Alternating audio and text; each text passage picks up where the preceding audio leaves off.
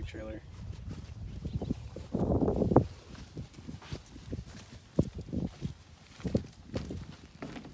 First off, this is 25-foot ship to shore cord. I'll show you how that hooks up.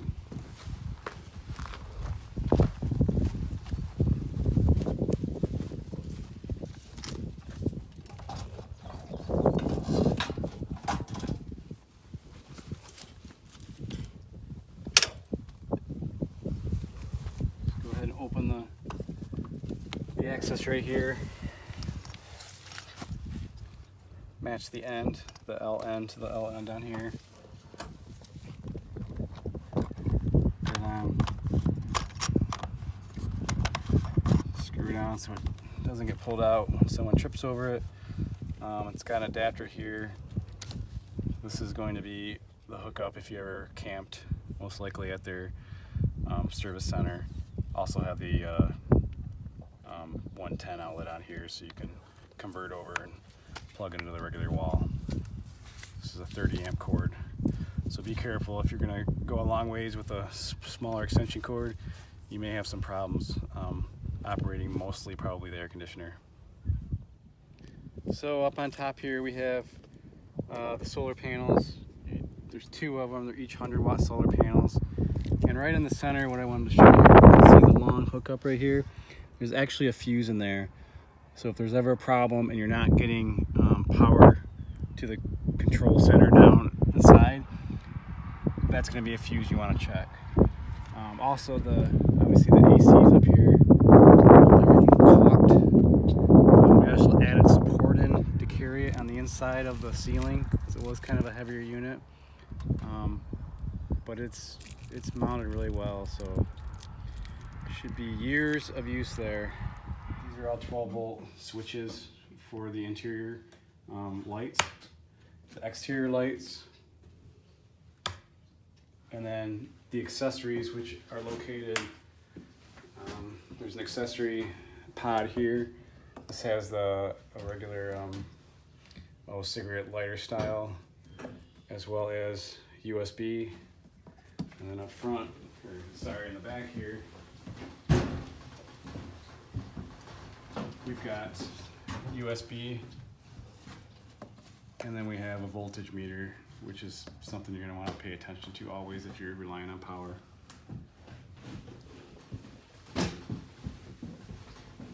As far as the protection for the 12-volt, everything's routed through this panel here. This is all your 12-volt.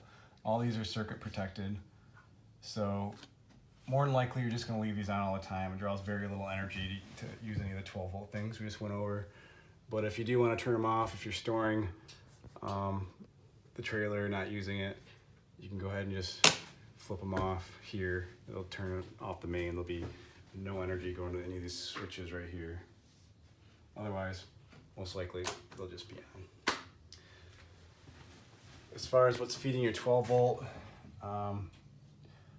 two things. Obviously, the battery is feeding your 12-volt. This center right here is the solar center.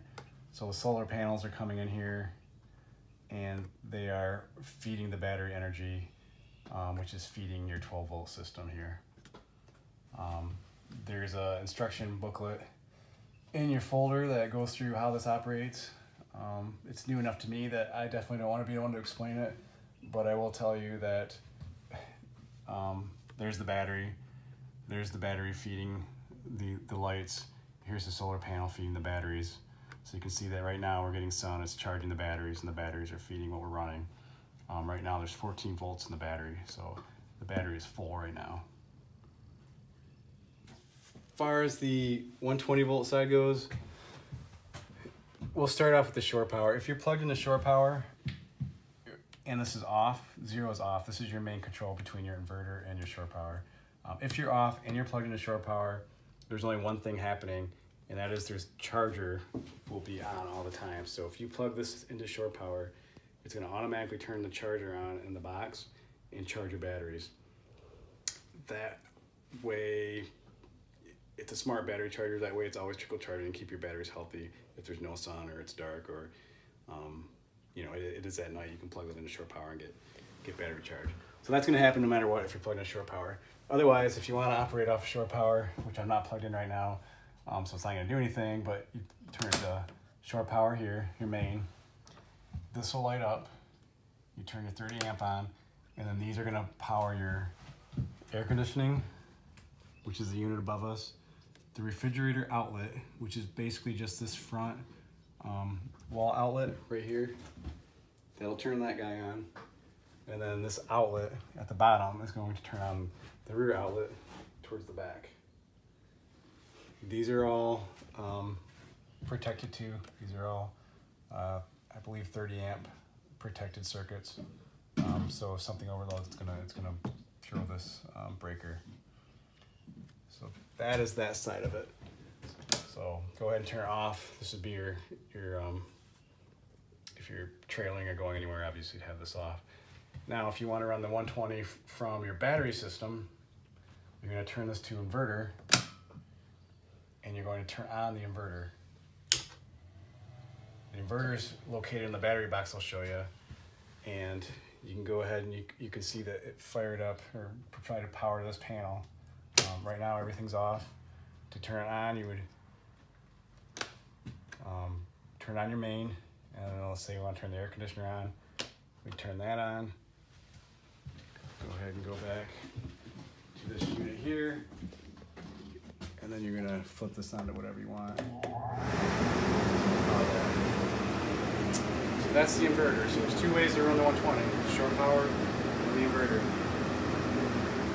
All right, as far as the battery box, this custom-made battery box, this will be screwed down when you get it. It's 2 Phillips head screws. Just remove those. Remove the lid. Put this over here. Might be a better angle if you come over here. Shoot behind me.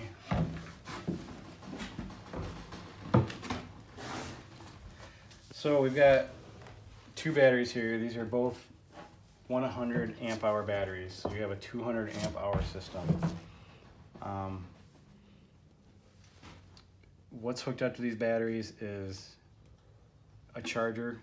This is the charger right here, charger maintainer. So when you hook to that shore power, this will turn on and begin maintaining these batteries. So it'll just trickle charge it if they're not dead. So probably a good thing to do is keep healthy batteries is to keep it plugged in when it's at your house. That's what I would suggest. It's gonna go ahead and turn on and off. And probably you can look at I have the instruction book for that, but I bet it draws very, very little energy to do that. So that's hooked into it. The second thing hooked into it is the 12-volt feed to the solar panel system that's located on the board. So this guy is charging and drawing 12 volt for just a 12 volt portion of this system, which is basically the lights and the accessories. The last thing to be hooked into it, which is probably the most major part of it, is this inverter. This is a 3,000 watt inverter. The highest we've seen with the refrigerator and the AC going, not the peak, but the highest we've seen a draw is going to be right around 800 watts. So it should be very suitable for what you have going on. I think it's 3,000 watts, 6,000 peak watts, and it's a pure sine wave. So it's a very good inverter. We also have hooked up to this a capacitor that is going to help with the load of the AC, because the AC kicking that compressor on takes such a load of energy from this battery bank that it just needs all the help it can get. Once it's running, it's fine, but it's the initial load for both the refrigerator and the air conditioner. So that's the capacitor. If you go over here, you've got a shut-off for the 12-volt system.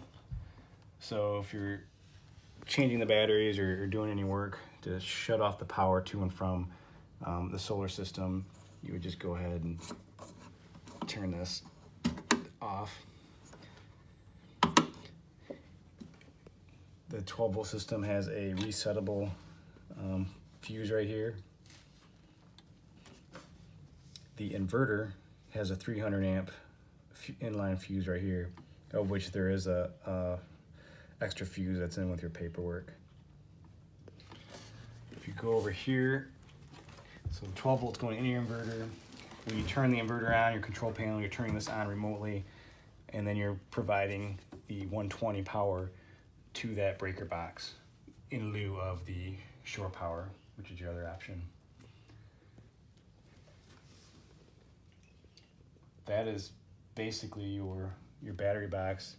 The only thing I would throw in is, as far as these batteries go, there is a lifespan on them. So when lithium batteries become easier to get, which right now it was I researched the lithium batteries. For one, they're really expensive. They're good batteries. These aren't lithium batteries, but I would suggest someday swapping these out with lithium batteries once they're a little easier to get. These are just regular gel batteries from Windy Nation. Again, the paperwork's in there. Windy Nation is great. You can email or call them. They'll answer your questions. But right now, these are really healthy batteries. They have no problem charging up to 100%. Should provide plenty of power for what you need to do and have fun in this trailer. So that's the battery box. One last thing is, if you are changing batteries, this box is grounded. So if you cross any of these positives to this box, it's going to arc. So be really careful when you're operating here and you're doing any sort of work, to realize that this is a negative grounded chassis. So crossing over will create potential problems. This is your fridge. We made a custom bracket for this guy. It does the same thing. You lift it up, pull the bottom out, it slides down. You can put this wherever you want in the trailer. This seems kind of like an out of place way. The plug's right there. There's two plugs in the trailer. There's one there and one in the back, but go ahead and plug it in, and the power for it is right behind us. Thanks for checking out the video. Thanks for visiting Up.bike. I hope you enjoyed the tour of the Adventure Hub Up.bike trailer. If you have any questions, email or call me, dan@upbike.com, and check out our website and get out there and shred. Thanks.